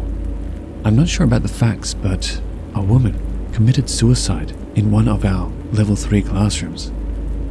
Curious, ballsy, and overall stupid, I decided to investigate. I peered into every classroom, using my camera phone to videotape my progress. After scanning, I would enter the classroom, walk into the middle and do a 360 scan. Anyway, this went off without a hitch until I reached the fabled haunted classroom. As soon as I peered into it, I felt my adrenaline spike. There was indeed a woman. Her back was facing me. She sat on one of the tables, staring at the cupboard situated at the back of every class. I quietly positioned my phone to videotape her. I remember her turning around to face me. What I remember of her face still sends shivers up my spine. It was completely flat, smooth, and gleaming white. This woman didn't have a face. And then I blacked out. I woke up at exactly 7:36. The class was greeting the teacher and my partner was nudging me awake. I quickly stood up and greeted the teacher. I recalled my head hurting like crazy, and I was unconsciously checking my phone. It was indeed 7:36. I was freaking out. How the hell did I get into my classroom, which was at the end of the school? The haunted classroom was the 3rd from the staircase landing. My class is the class furthest away from it. I was wondering what happened to me during that 2 hours I was out. Anyway, we had to sing the national anthem, so I left the classroom to gather outside my class to sing. After the anthem and pledge taking, I noticed as I was entering the classroom The faceless lady was among us. I saw her staring at me among the rush of students. I choked on the water I was drinking and tried to get a second look, but she was gone. Then I remembered my phone had a video. I wondered if I had her on film. I watched it and recalled the exact position of where she was. What was in the video, however, was a misty white reddish thing. Then, the video cracked up into static. I noted this was about the time I blacked out, but the static stopped and I saw the white reddish thing filling up the whole screen.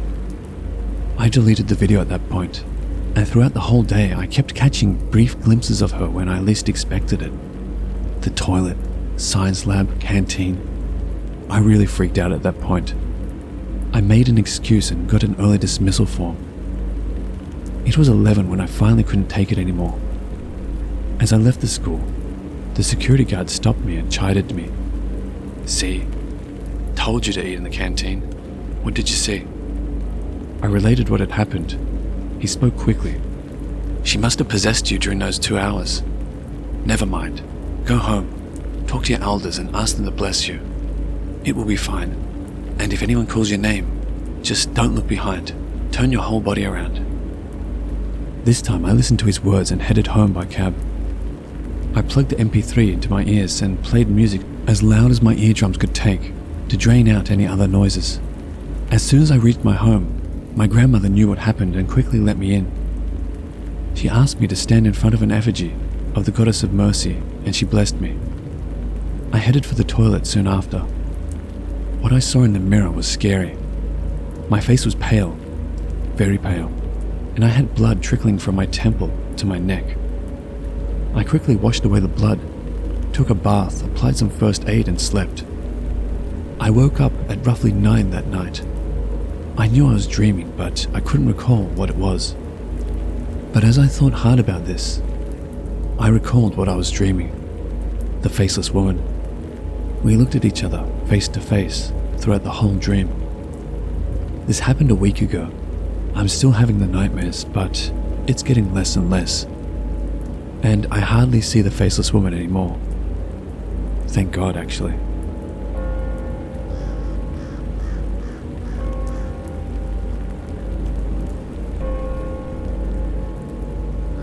I have many such experiences, but this is by far the most chilling one. I vividly remembered it happened in primary school, and I was 11 or 12. In all my years there, I have not encountered any spooky incidents, and it was not known to be dirty, so it came as a surprise and abnormality to me as I reflected on it later. Anyways, I consider myself lucky as I did not experience this alone. I was with my friend and we were waiting for 3 other members of our team. The 5 of us and a teacher were supposed to meet at school on Sunday for a competition. It was very early, like 6:30 a.m, and the weather was really cloudy that day, coupled with the fact that it was a Sunday and almost nobody was in school, and that there were very few lights on. It was very eerie. The only people we met were a teacher walking across the corridor on the 2nd floor towards the staff room, and a cleaner auntie, or otherwise known as a janitor. Me and my friend hung out on the ground floor as it was really, really dark, even at the 1st floor, not to mention the upper floors. Eventually we got bored of waiting for our friends and decided to walk around the school. It was at a particularly long corridor, the classrooms to our right and the parade square to our left. Did the spooky incident happen? We were chatting and strolling, whiling our time away when suddenly we both stopped in our tracks. All around us, there was suddenly this loud Groan, groan, groan. It reverberated around the floor, the walls, the ceilings, everything. It sounded like a very heavy and large invisible person striding towards us at a very fast pace. I knew it was not an earthquake. The sound came from the far end of the corridor and was getting louder and stronger fast. Words simply cannot describe the feeling I felt at that time. The sound, the experience was so unnatural and surreal. It didn't sound anything normal. We both looked at each other and ran. As we ran, we heard this very high-pitched, very chilling female voice screaming. It was so loud that it sounded like it was just inches away from our ears. It definitely did not sound human at all. We continued running until we reached the canteen, where it had the most lights and where our bags were. Nothing made sense that day. Who would scream like that? The aged janitor? And on hindsight, I realized no teacher would come to school on a dark Sunday morning at 6:30 a.m. The teacher that we spotted on the second floor, I don't even think that was an actual human being.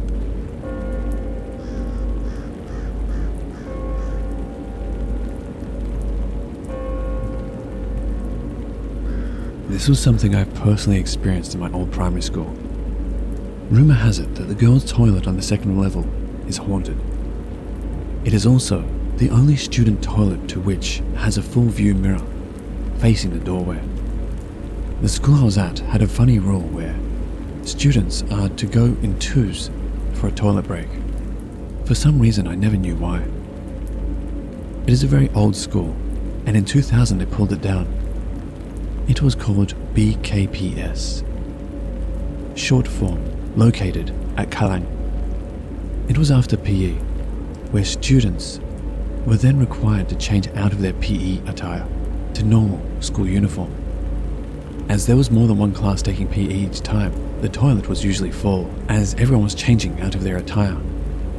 Thus, I went to the toilet located at level 2. Now understand this, I've used this toilet many times, as it is one of the cleanest toilets in school. However, little did I know that that day would be my last visit there. As usual, I went into a cubicle to get changed.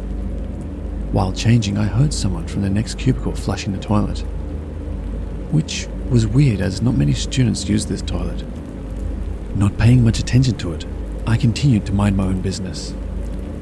After changing as a female, I admired myself in the mirror for a while. That was when it happened. All the toilets started flushing one by one. I walked towards a toilet cubicle to make sure no one was trying to be funny with me. I was maybe around 9 or 10, but was no pushover. That was when, all at once, all the toilets started flushing together at once. It was plain creepy. I tried to rationalize the situation, thinking to myself that in some shopping centers, the toilets are auto-flush. I turned around and walked to the door. As much as I wanted to run, I told myself to keep it cool. As I was about to reach the door, it closed on me. Panicked, I knocked on the door fiercely, only to be greeted by the darkness that followed, as the light in the toilet suddenly failed me. Helpless, I looked around for an escape route. As I looked around, I realized my reflection in the mirror was off. Remember the full-length mirror I mentioned earlier? Well, that mirror, it looked back at me.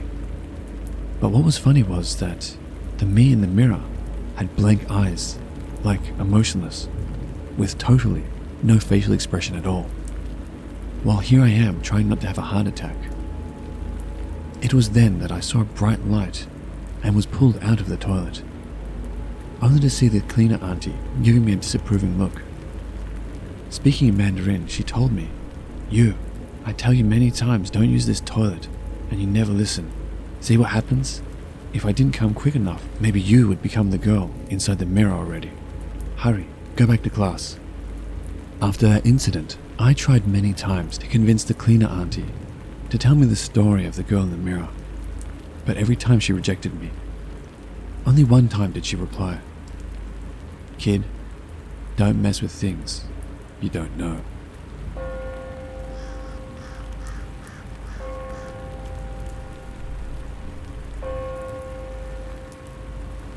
Here is a story from an old school in Ipoh, the Anderson School, a prestigious school that Perak royalties attend.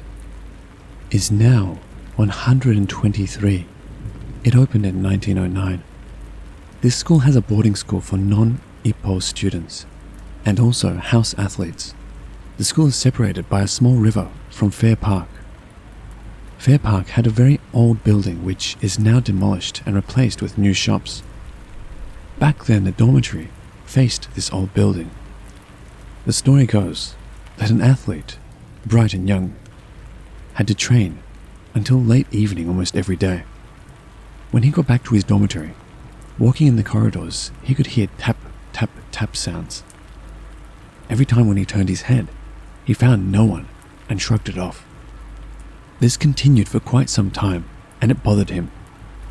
At the same time, he noticed that there was a girl always looking at him at the same time and in the same room. She would always be at the same window, head tilted to the side and resting on the window bar, her knuckle supporting her chin. The boy noticed that she would stare at him immensely and fondly, as if falling in love with him. This bothered him even more, and her appearance disturbed him. The tapping sound was more frequent and more annoying as time went on. Surprisingly, the boy didn't find it scary, but irritating.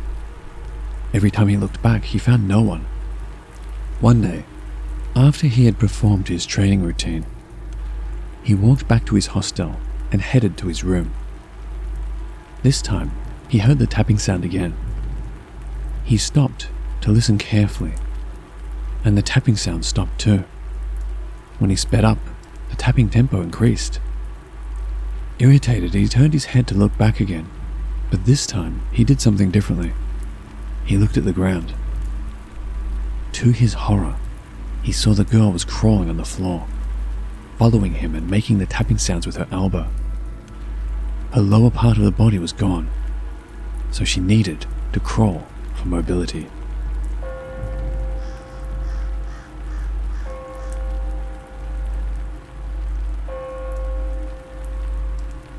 My friend, the school teacher, told us this story about his school warden friend. It all happened on one cloudless night when it was the warden's turn to sleep in and take care of the kids at the boarding school. He has slept there countless times, but this night was different. It was a hot, cloudless night and the moon was bright. Visibility was moderate and there was no wind. Soon, by 10 p.m., it was lights off for everyone.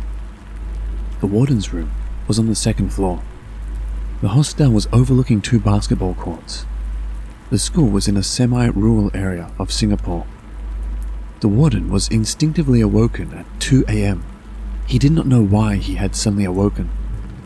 Nevertheless, he got up and went to the table near the window to get his glass of water. As he stood by the window drinking, he noticed that there was something moving across the basketball courts in a very random manner. Straining his eyes, he suddenly became aware that what he saw was a headless black entity. He rubbed his eyes a few times, but it was still there. Taking a torchlight, he went down to investigate further. He was scared, but curiosity got the better of him. There was a long corridor from the ground floor staircase to the exit door to the basketball courts. When he was starting to walk along the corridor towards the exit door, he became aware that the exit door was open. At an instant, there was the entity blocking the exit door. Both the warden and the entity stood facing each other, about 5 meters away for a few seconds. All of a sudden, the headless dark entity rushed towards the warden and slammed into him, and then disappeared into thin air. The warden fell sick and was hospitalized for the next 3 weeks. He never returned to the school, even after he had recovered. He had applied for a transfer to another school with an official recommendation letter from the hospital psychiatrist.